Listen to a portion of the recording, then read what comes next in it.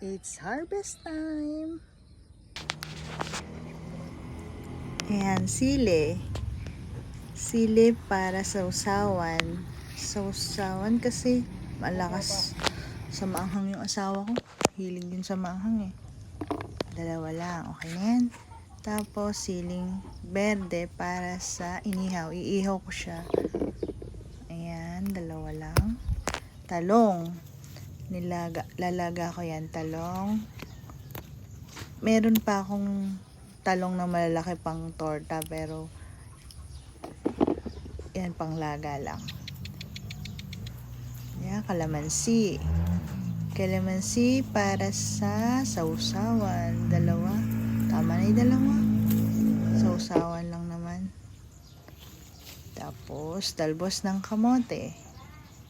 Diba ang ganda ng talbos ng kamote namin? Violet. Ang lusog niyan, lalapad ng dahon. Pero yung talbos, konti lang.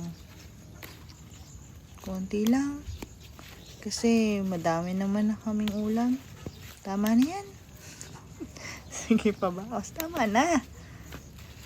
Ay, sumirit pa. Tama na ka ako eh. Ayan. O, diba? Napigil din.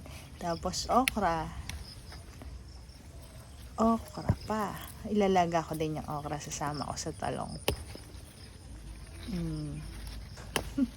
Dami naman. Diba? Ang ganda ng okra. Tama na. Tama na. Ay, humirit pa. Isa o last na. Sige. Okay, tama na. Ayan, dami na.